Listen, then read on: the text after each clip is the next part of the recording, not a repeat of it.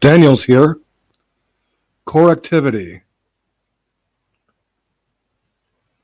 for homeostasis and thereby autonomy and sovereignty for European peoples, genus and species.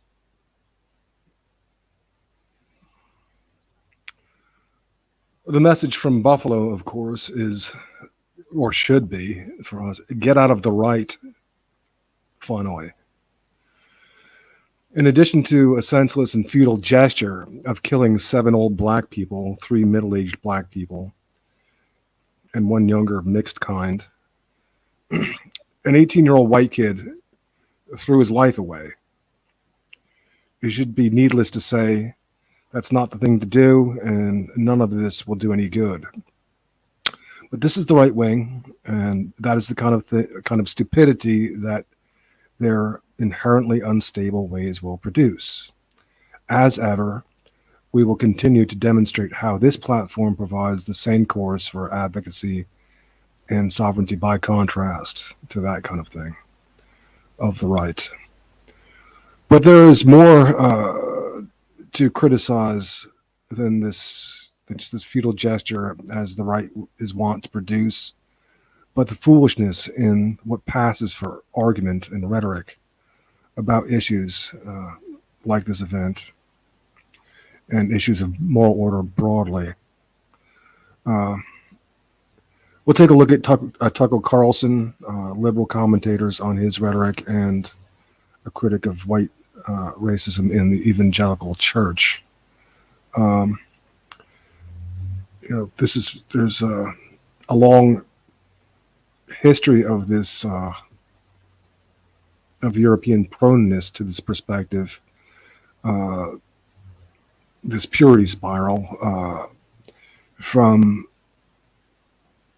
Plato's phobic reaction to sophistical rhetoric, or the rhetoric of the sophists, that with admixed with Christian guilt trips spawned the Cartesian purity spiral beyond social accountability, and we will emphasize social accountability because they're seeking that Cartesian anxiety is seeking a warrant, a pure warrant beyond the social world of praxis and the shenanigans, the casuistry, and the rhetoric of, let's call them, sophists.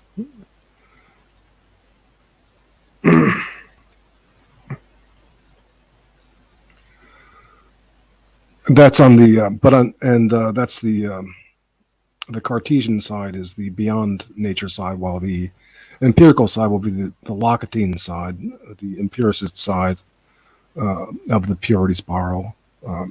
He is prejudiced against social classifications as, quote, non-empirical, which was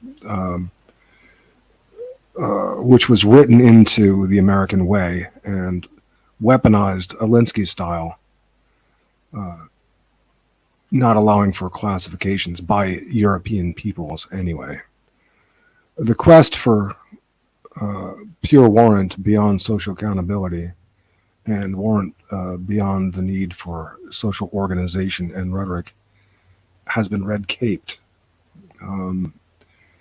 See how Tucker Carlson is treating social group organization and advocacy as a bad thing, the non-white way of doing things, and he is chasing away the very thing that we actually need in fact.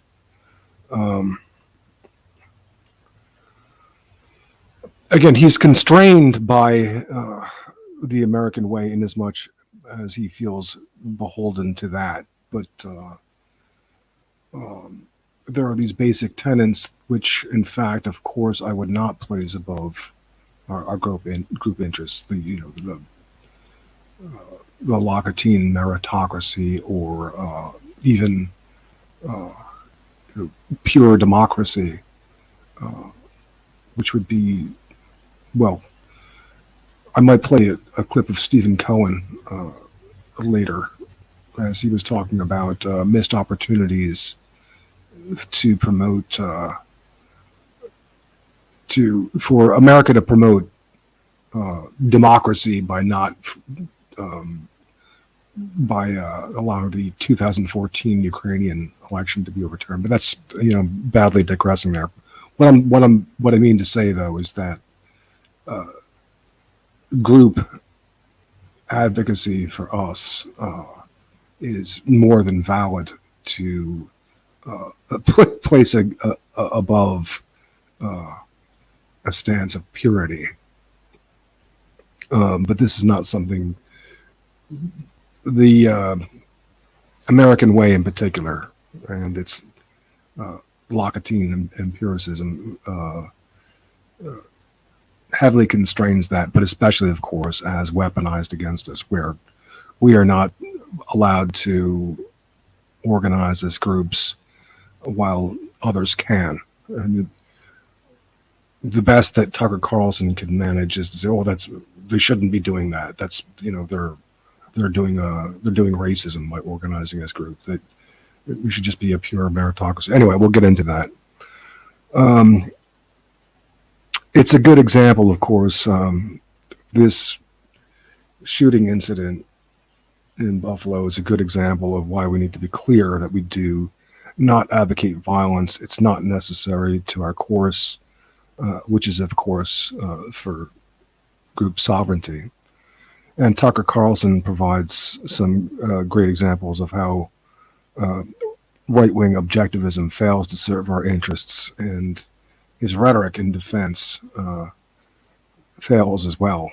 I'm gonna go now to some clips.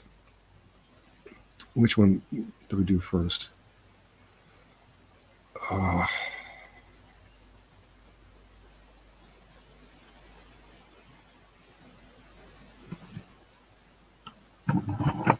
Start with this one.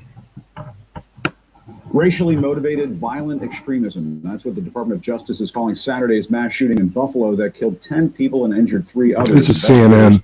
Are now coming through a 180-page manifesto. Let's take a look. I know that the left and all the little gatekeepers on Twitter become literally hysterical if you use the term replacement. If you suggest that the Democratic Party is trying to replace the current electorate, the voters now casting ballots, with new people, more obedient voters from the third world. But they become hysterical because that's what's happening, actually. Let's just say it. That's true. We've never seen demographic change like this. It's roughly the equivalent of a brand new city of Chicago every year, a city populated entirely by poor people with limited education who can't speak English. And the question is, how is it good for America? Where exactly is all this criminal white supremacy, this right-wing domestic terrorism that poses, quote, the most lethal terrorist threat in the homeland? Or is it? Well, of course, it doesn't exist. Okay, so Tucker Carlson is on record as having said that, and made a fool of himself in as much. And the problem stems from his feeling comfortably objective, because there's been so really relatively few incidents of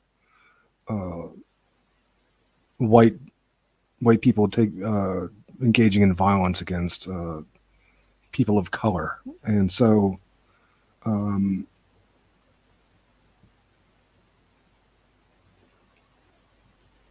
he fell victim to the instability of this line of argumentation, that he can simply fall back on some sort of objective truth, and it would sustain the capacity to defend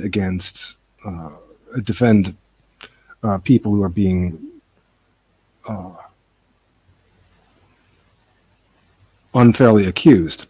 It's clearly the violence is far more what's called people of color against white. So Um,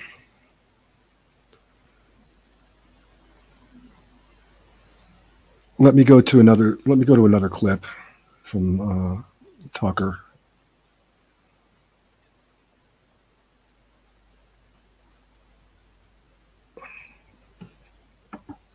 By their loved ones.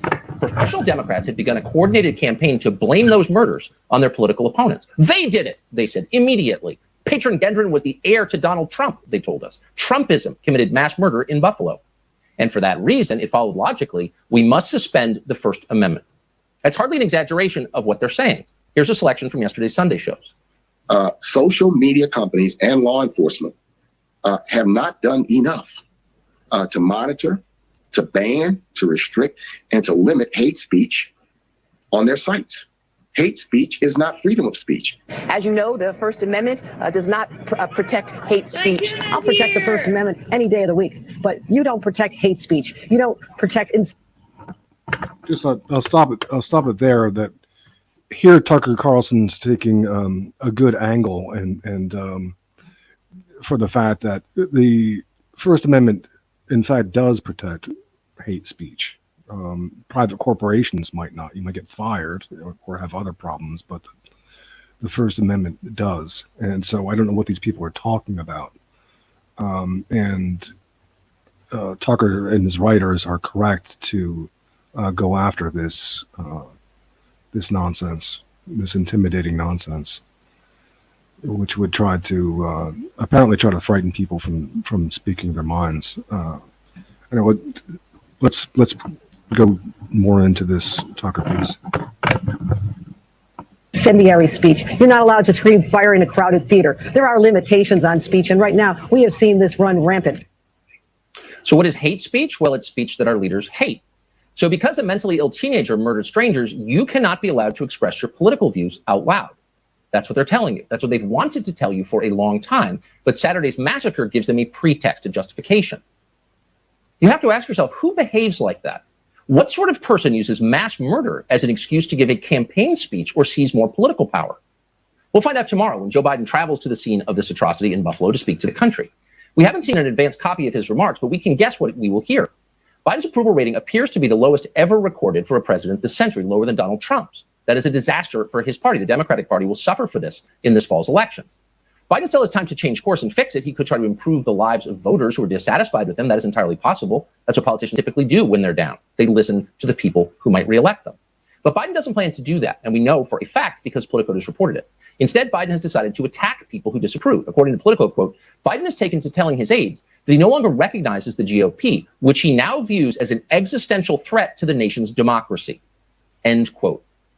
People who disagree with Joe Biden, according to Joe Biden, are now a, quote, existential threat to the nation, like Al-Qaeda or climate change. A threat that by definition is so profound, we must declare war upon it if we're to survive. Now, keep in mind, this threat that Biden is referring to is you. He's talking about his fellow Americans. No president has ever spoken like this, ever. Joe Biden does it regularly, and he's certain to do it again tomorrow. But most painful and destructive of all, Biden is likely to use racial wounds in order to make his point. There is no behavior worse than this. All race politics is bad, no matter what flavor those politics happen to be. No race politics is better than any other. All of it is poison. Race politics subsumes the individual into the group. It erases people. It dehumanizes them. Race politics elevates appearance over initiative and decency and all the other God-given qualities that makes every person of every color unique, yet morally equal to every other person. And above all, race politics always makes us hate each other, and always in a very predictable way. So let's say you were to make identity politics mandatory in your country, as they have. How could you be surprised when that leads, as it inevitably will, to white identity politics? Well, you could not be surprised. You did it, and it was always going to happen. And then what happens next? Nothing good. Race politics is a sin. Race politics always leads to violence and death. They learned that lesson in Rwanda in 1994. Identity politics ended in genocide in Rwanda that killed 800,000 people. And in response to those horrors, the Rwandans did something that we might learn from. They moved in the opposite direction from the one that Joe Biden is currently taking in the United States. Quote, ethnicity has already been stripped out of school books and rubbed off government identity cards, reported the New York Times. Government documents no longer mention Hutu or Tutsi, and the country's newspapers and radio stations steer clear of the labels as well. Most dramatic is how Rwanda's 8 million people now shun the identifications, the racial identifications that seemed to loom so large 10 years ago as Hutu extremists began their mass killings, end quote. They have de-emphasized race in Rwanda, intentionally and systematically. Rwandan citizens are citizens first, members of racial or tribal groups second, or not at all. Result, there have been no more genocides in Rwanda. And that could easily be the path forward for this country too. There was only one answer to rising racial tension, and that's to de-escalate and do what we have done and tried to do for hundreds of years, which is work toward colorblind meritocracy and treat people as human beings created by God, rather than as faceless members of interest groups that might benefit some political party or other. We have a moral duty to do this because all people have equal moral value, no matter what they look like. All lives matter, period. That's not the determination of the US government, that's the determination of God, and it's true. And most Americans already believe it. They would like to see a return to the American way of life. And the American way of life is meritocracy. Judge me by what I do, not by how I look, by the content of my character, not the color of my skin. We have a monument on the mall to this. Okay, so there you have Tucker Carlson's American take and his Locatine purity spiral into a position of innocence, he hopes.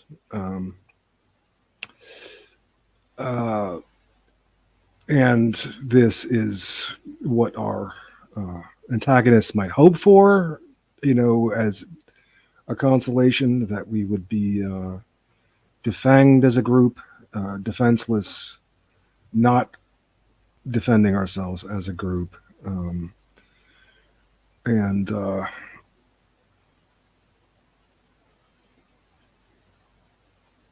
Trying to adopt this objectivist position, bereft of social accountability and relative interests and correctivity. We are, of course, susceptible and set up for horrible destruction. And Tucker's rhetoric is playing right into that. I don't suppose from his perspective that he sees any way out of it, because the only way out of it is to be really radically un-American, and he's not going to do that.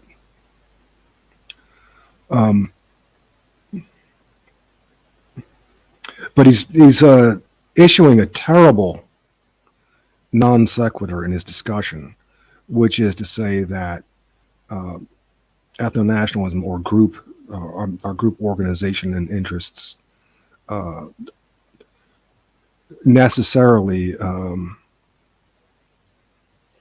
leads to violence. I think that there are good arguments to be made that forced integration and imposed integration, as which has been happening, is what is more likely to lead to violence. In fact, if we can rather manage our groups and provide means for people who are temporarily lost to see hope and reason not to despair, reason not to throw their life away.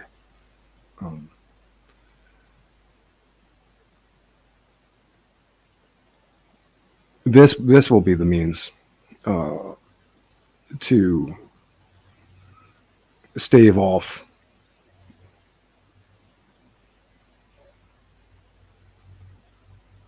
escalating violence between groups. When we are secure and we see reason, we find reason to be secure. It's established in our people, in our accountability, that our needs will be provided for. Not just the needs of Black people, and others, which, you know, that seems to be the only people who are allowed to look after their interests. And the amount of, I mean, while I of course denounce this act as absurd and you know,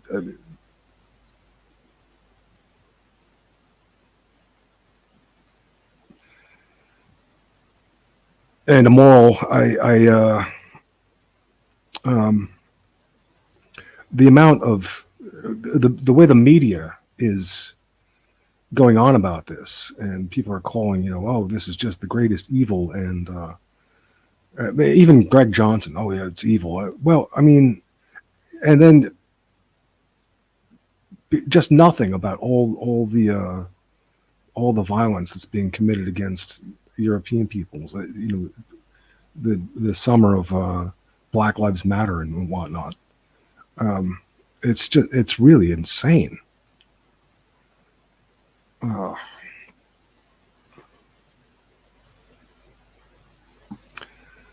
But the point is that this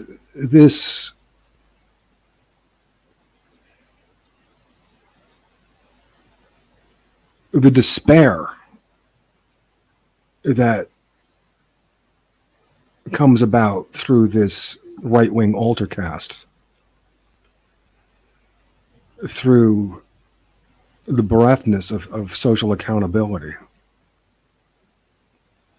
in this search for pure warrant above nature or within nature, to free oneself of the guilt trips and the antagonism of this anti-European rhetoric.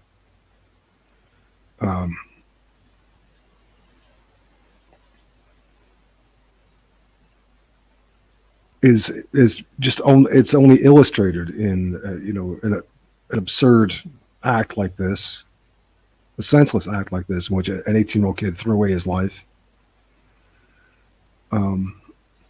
And it shows the need for this platform. We have the way here, the path. Not only it's not a mere hope. It is the way to our autonomy, to a good life for us, and a way to negotiate with others as well. But it does mean broaching what have been taken for granted ideas. And it's not so much, it's not even so much the idea of, a lot of people are criticizing democracy. That's exaggerated as the problem. It's really an extended democracy, an exaggerated democracy, a cartoonish red cape democracy. That's the problem. But this red caping of social group organization and advocacy, which has been done by the internationalist and anti-white left, the Frankfurt School cultural Marxist left, has got people like Tucker Carlson and others chasing away at it, so that look at what he's saying, that group organization and advocacy, this is not what European people do, according to him. We are people who are only following the will of, quote, God, and are only to be judged by our pure merit. And never mind the myriad of relative things that occur along the way that go into giving one that merit.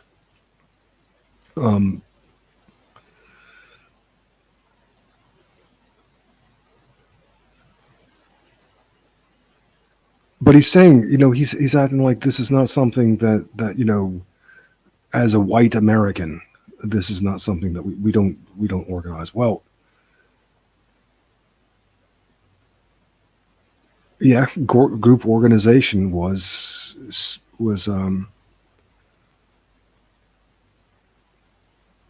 pretty much demoted to at best some sort of freedom of association,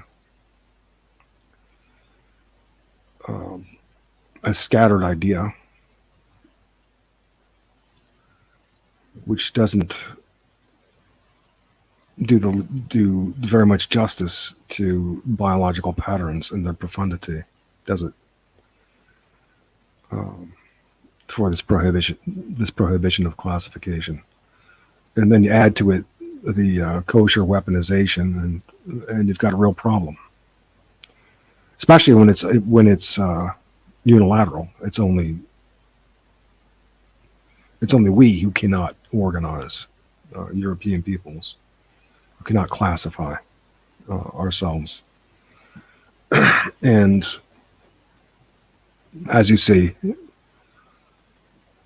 engage in the advocacy.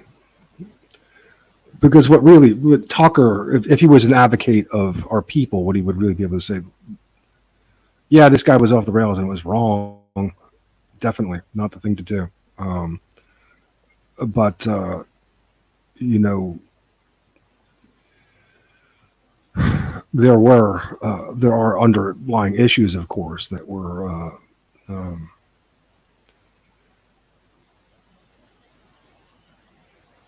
obviously causing this kid, and like so many,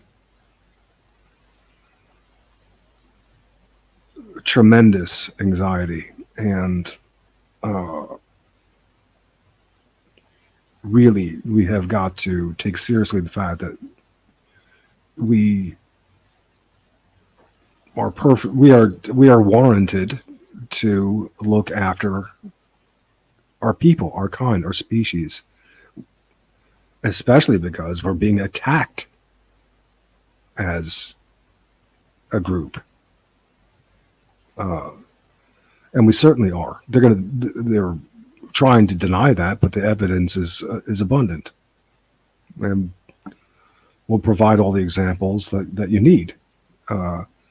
We certainly don't see any good in the killing of these black people. I mean, I laugh because it's so stupid. I'm thinking the kid he killed like an 84-year-old black woman. Like that's going to do a lot of good. It's totally ridiculous. But I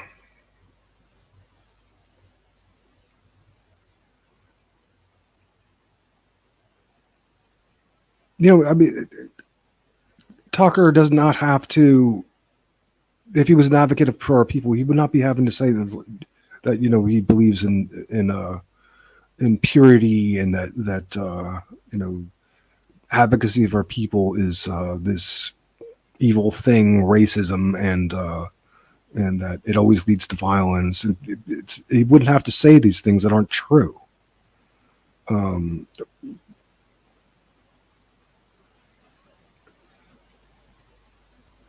He would not have to engage in this purity spiral. He could just comfortably take the position that, yeah, we're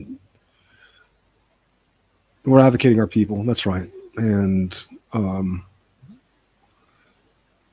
but because we acknowledge this, we acknowledge our prejudices. In fact, we are grounded in reality, and we can provide, therefore, social accountability as I like to say, as it is structured by our unionization.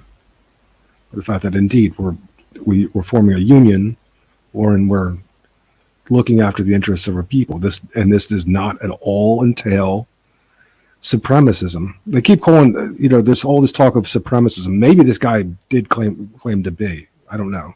I didn't read his manifesto. I'm not going to read it. Not interested. But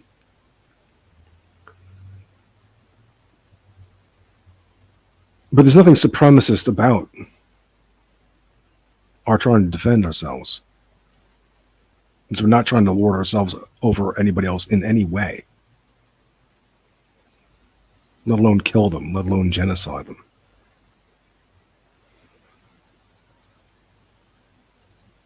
The prize that our eyes are on is our autonomy.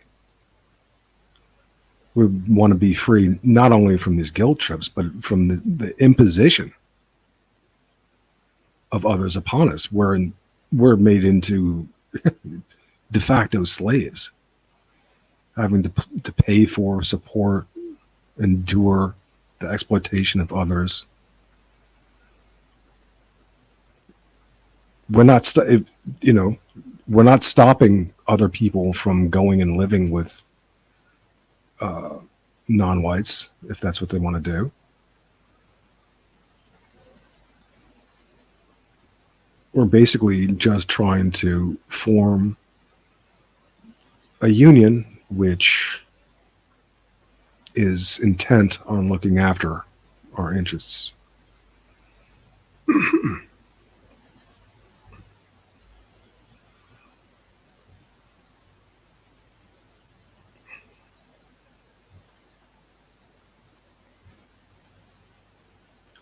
Okay, what other... I think there was a few more clips, maybe. All lives matter, period. Oh yeah, we got That's that not the one. determination of the U.S. government. That's the determination. We heard that already.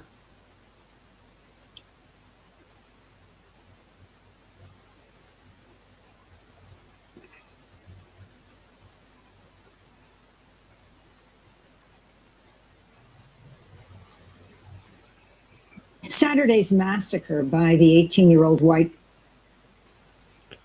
supremacist. Amy Goodman likes to use this term, white supremacists.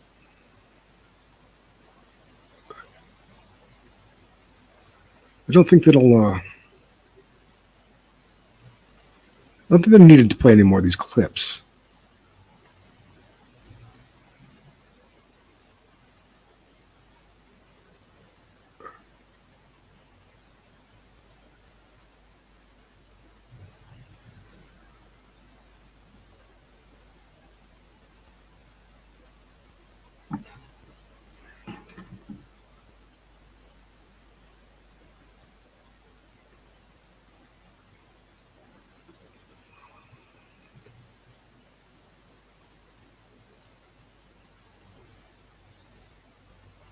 So you see how the red cape is functioning here. In this case, the red cape. I mean, rhetorically speaking, and how, just generally speaking, rhetoric, argumentation, engagement with the messy world of praxis of the social world is devalued from naturally in the European mindset, which likes to deal with, which tends to be more Augustinian, to like to deal with facts of nature and pure ideas as an ideal.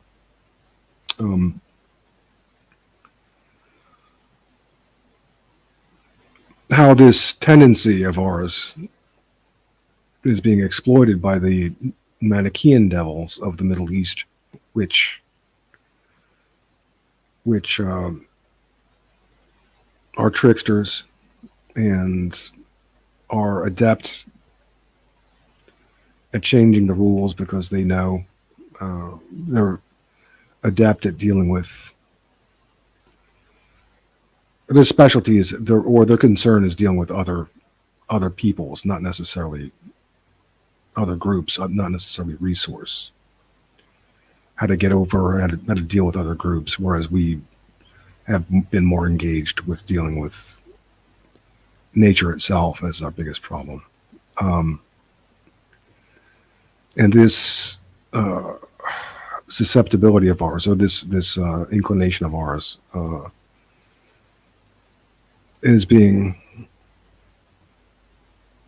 exploited from the days of Plato to Descartes, to John Locke and the American way of Tucker Carlson. We're in, this whole thing about group advocacy. That's really bad. I mean, Tucker Carlson laid it on thick, didn't he?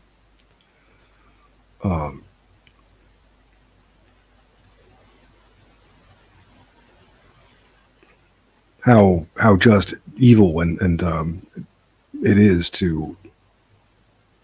for European peoples to advocate their group interests. We can't have that. You're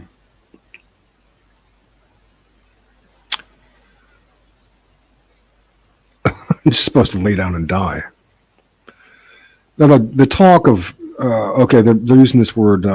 They're going heavy after this term replacement, and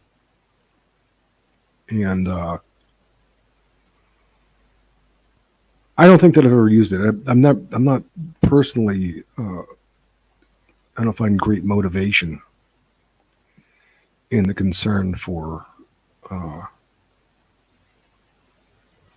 white genocide or genocide of the European peoples. Of course, I'm concerned about it, but it's not like the bleeding edge of my motivation.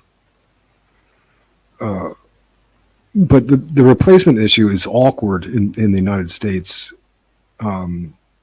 because there it's being taken up as a political issue. This is something because whites vote more Republican, so Tucker says that the Democrats want to replace the white voters with people of color and who will vote Democrat, and it doesn't provide a very sympathetic argument, not radically sympathetic. And that wouldn't be a problem, again, if he was more practically satisfied with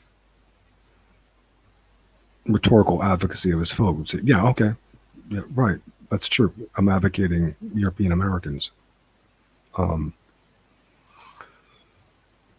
he can't say that. No,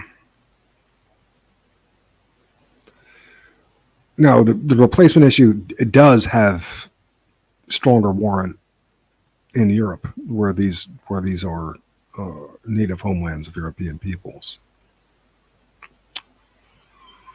Just wanted to mention that.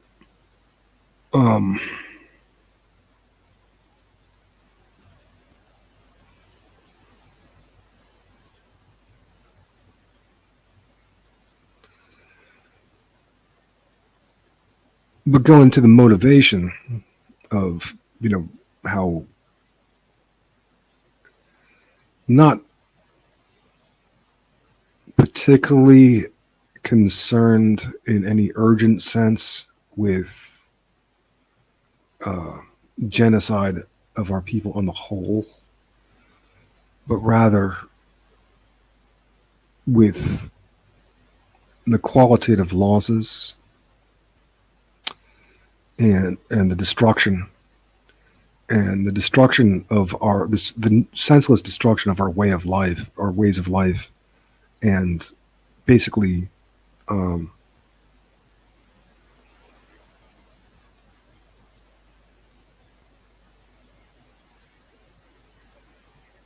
means to sustain our genus and species. This is what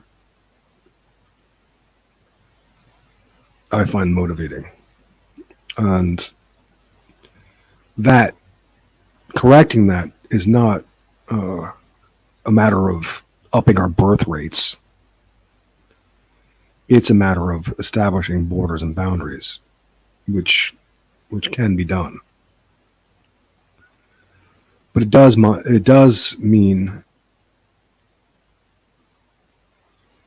adopting a left ethno-nationalist position, not chasing the red capes of the Marxist internationalist left or the cultural Marxist, anti-white left,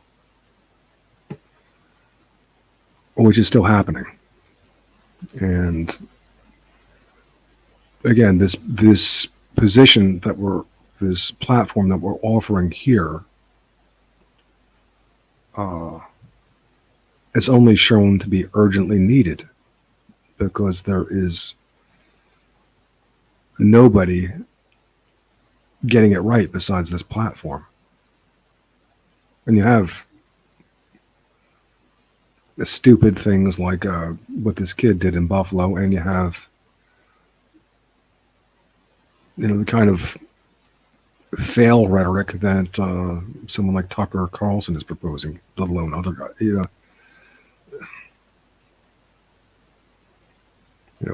So all advocacy of ethnicity is bad. That's what he said, and it's as if other groups are gonna drop their advocacy if European peoples do. You're going to be the only ones with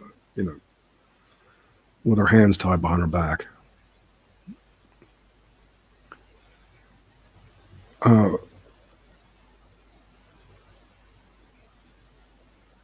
There was the philologist Kenneth Burke, who made the statement, some to the effect, to paraphrase, a few more words added to his grammar of motives, his rhetoric of motives, and the psychopath, the sociopath, whatever, becomes a mere cantankerous, argumentative guy. A few more words added to his grammar of motives, and he becomes an articulate statesman.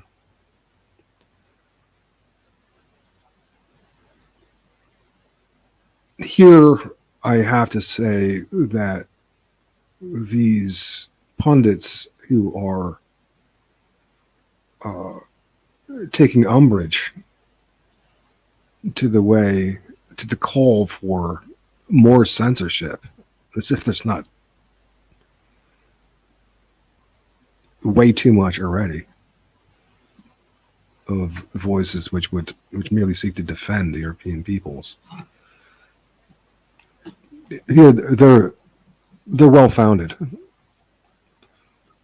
That our people are not articulate enough in the necessary rhetoric. And there needs to be the elevation of this particular platform that I'm putting forth here, because it is the correct platform. I'm only now getting into a better frame of mind because I don't, particularly on this diet that I'm on, no carb diet right now. I'm not functioning well in the light. I need the darkness and my melatonin to resurface. So here it comes.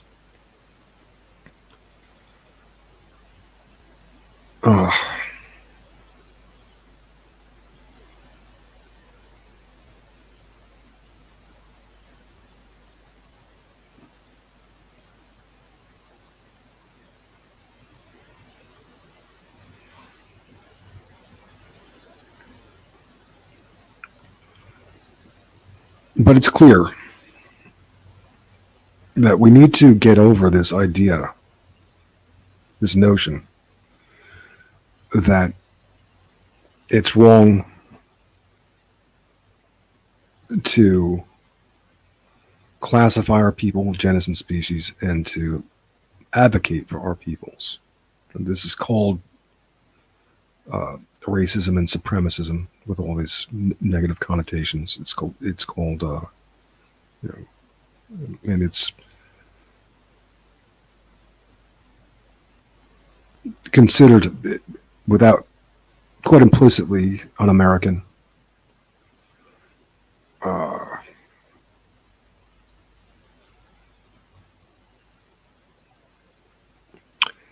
and again, the idea of the left, the death grammar, the unionization, the coalition building, the advocacy, social advocacy, and organization, it's all been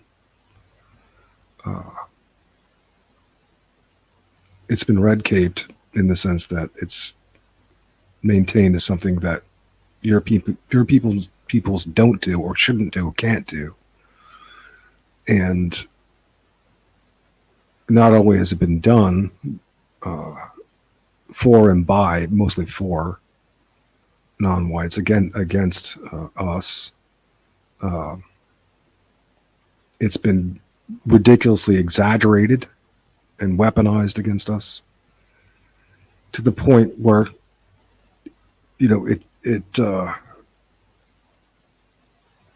it's revolting to our people. The very concept of doing these things can be revolting. This is not what we do. We're this is beneath us.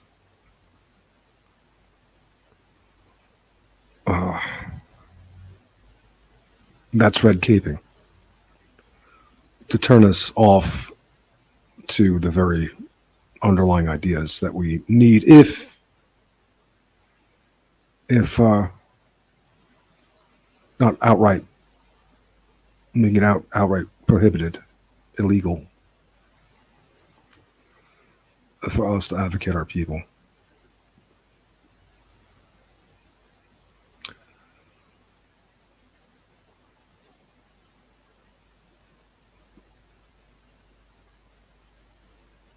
Okay.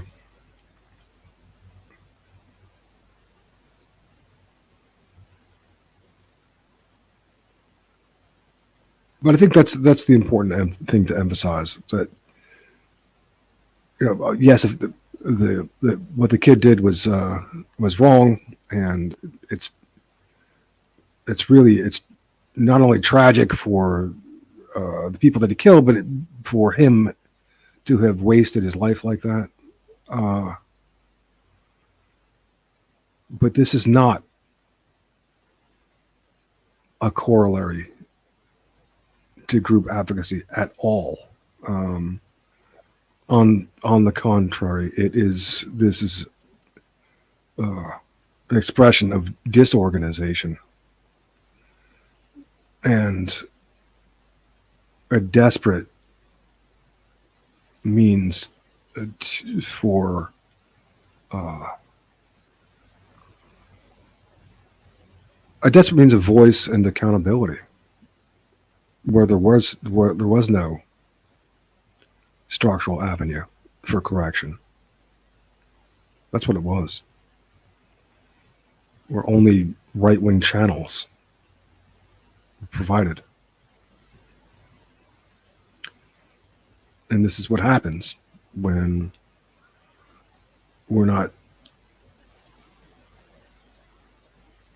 our means of structuring our group interests has been prohibited, subverted, blocked, obstructed.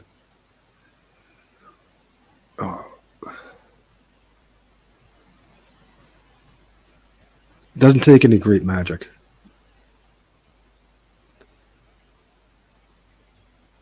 to begin to engage this concept of unionization.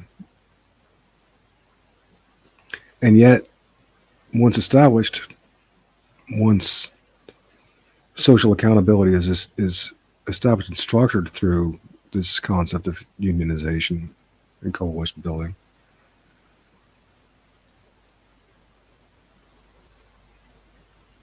incentive structures will emerge,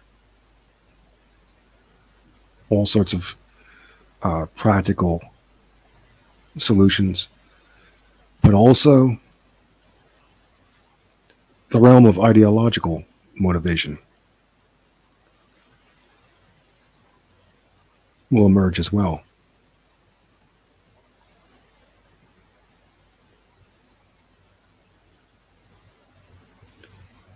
But it begins there with a recognition of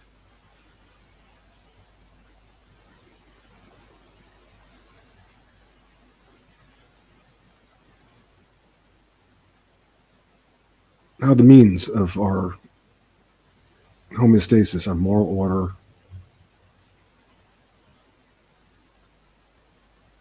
and social organization has been red-caped, such that our people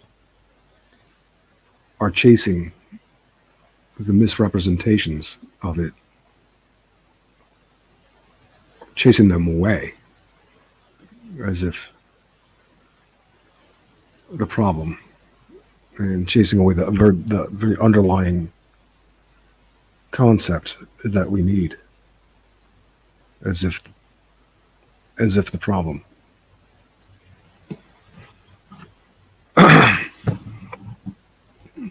Okay, I'll put the link in.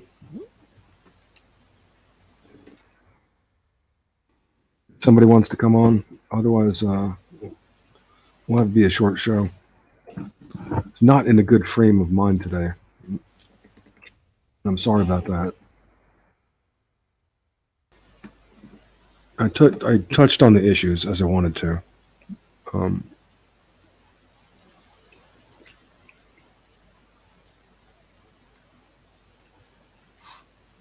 And it's important, and this is the stuff. But like I said, this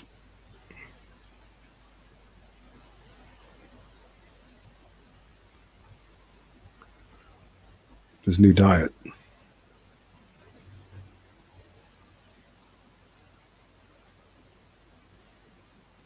I saw Amanda there before. It was nice to see her.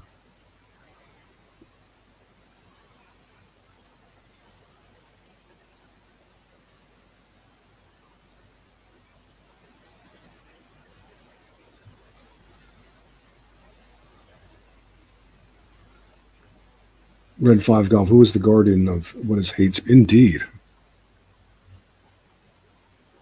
I was really surprised at how CNN was letting that go. Hate speech is not allowed.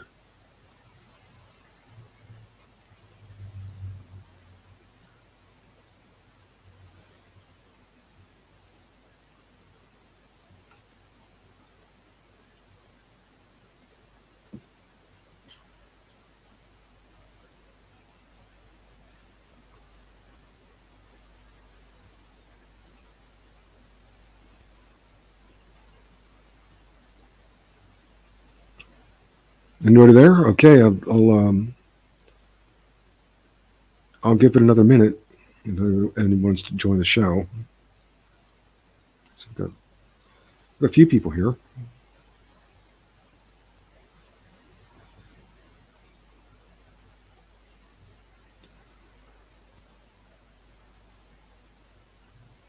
But really, rhetoric has a bad name since the days of Plato and his tiff with the sophists and sophistry in his purity spiral into the forms and dialectic.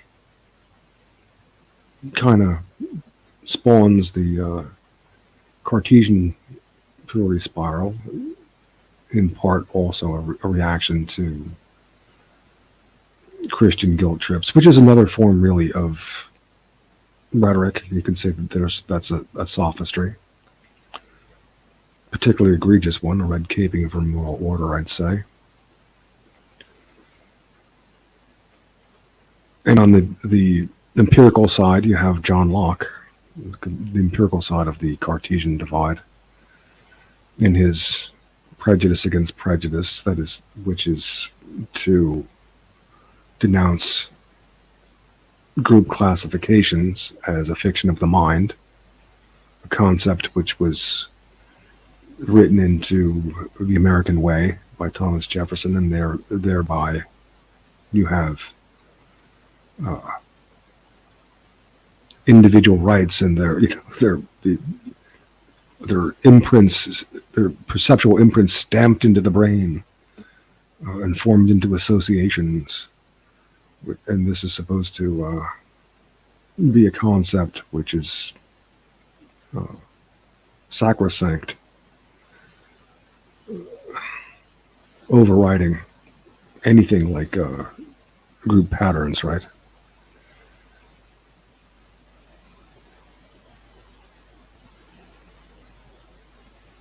Maybe that, while that could be fudged along while it was still mostly a European people, still be somewhat destructive. But once it was weaponized Alinsky style, as it was, that is to say, making European American peoples live up to their rules, where, oh no, classification, no, not for you. Everybody, just individual rights. Everybody's an individual. It's a meritocracy. See Tucker Carlson saying so. None of this group organization, no classification. John Locke said no.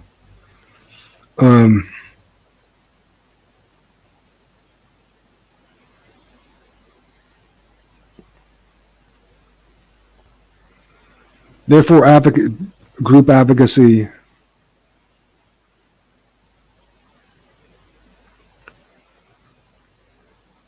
relative interests and the rhetoric as such is not cultivated, and it shows. It showed the lack of rhetorical skill shows in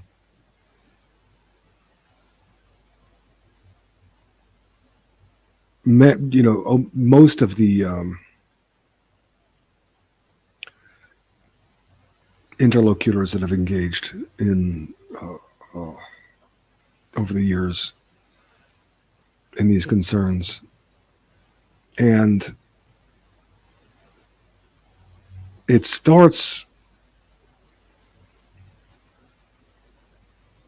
the lack of rhetorical skill, I think, just as mine did, starts from disorganization.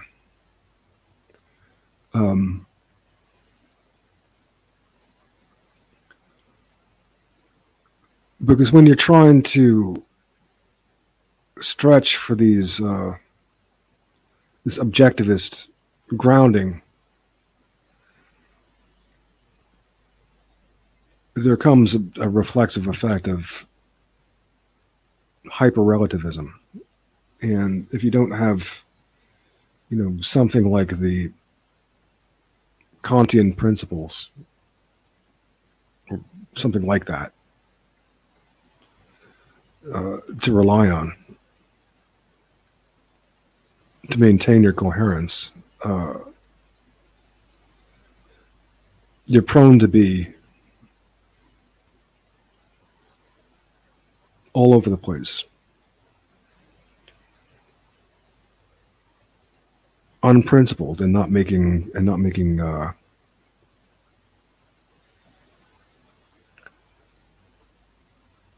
sound arguments, merely like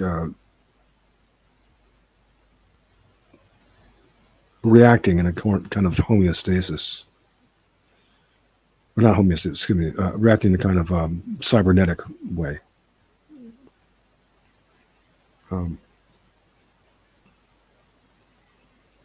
A subhuman on a on a level that is not on a subsocial, not subsocial level. I was thinking about this before better than I am now, but that's it. When you are not, that's an important point that I want to bring up. When you're not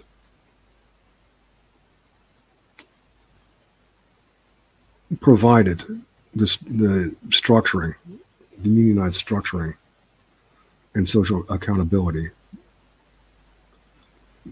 that it upholds,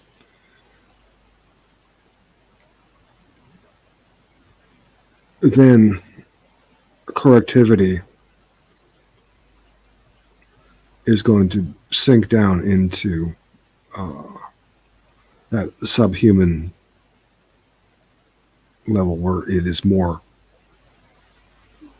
cybernetic, more mechanical.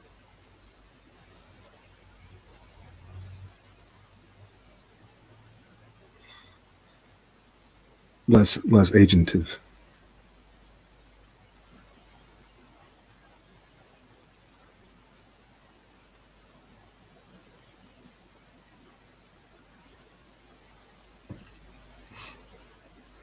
Okay.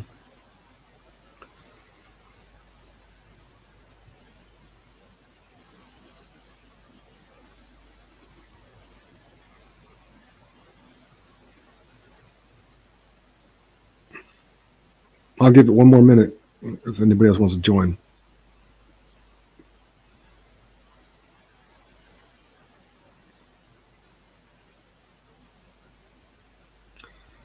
This weekend, I hope to be doing a show with up to 3 guys, Par, Mirth, and Nathan, aka Snorkel Blog.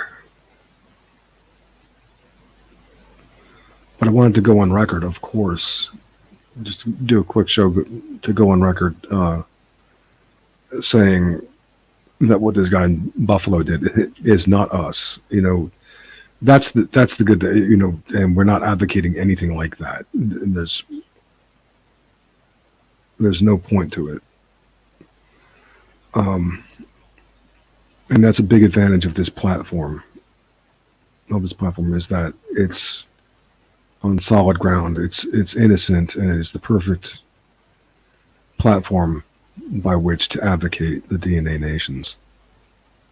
Because we're not advocating eugenics, we're not advocating killing anybody, we're not supremacists, we're not trying to exploit anybody.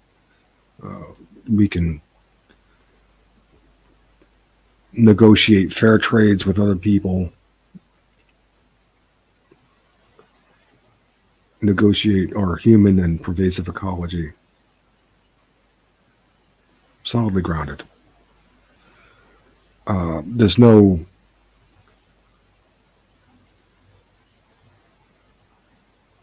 real good reason for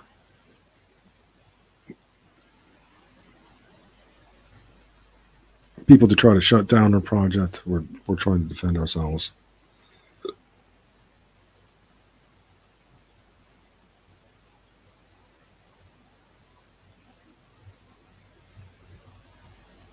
And advance our species into the future, and that's not mutually exclusive to other people's looking after theirs.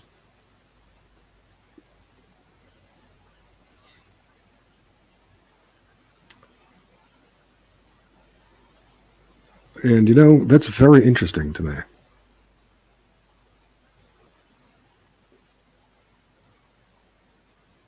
Because there's a lot of enjoyment and interesting things about life in the very everyday goings on.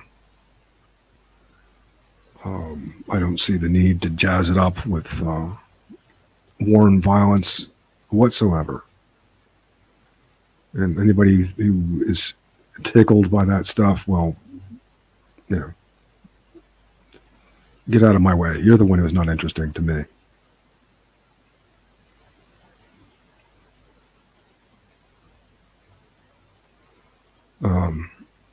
Yeah, there's people who've gotten away with murder, and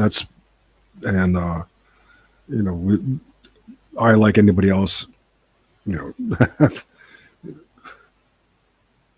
have my fantasies of what I'd like to do, but you know, the fact is that there's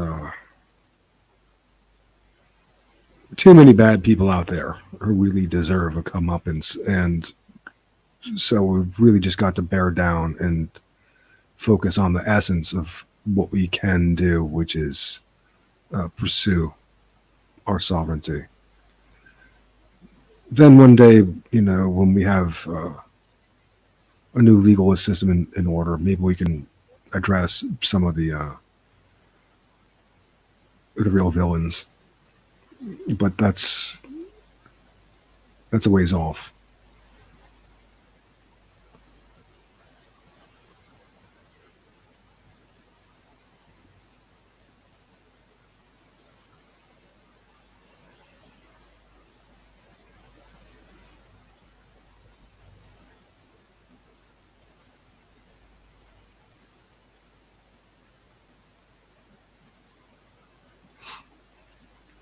Okay, then.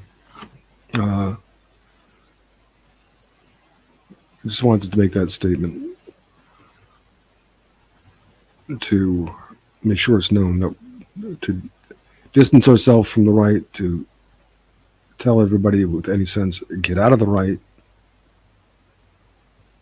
see the merit in our perspective, and join us.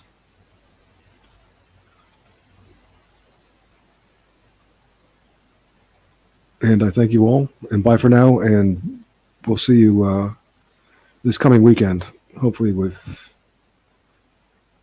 all three of those guys. And bye for now.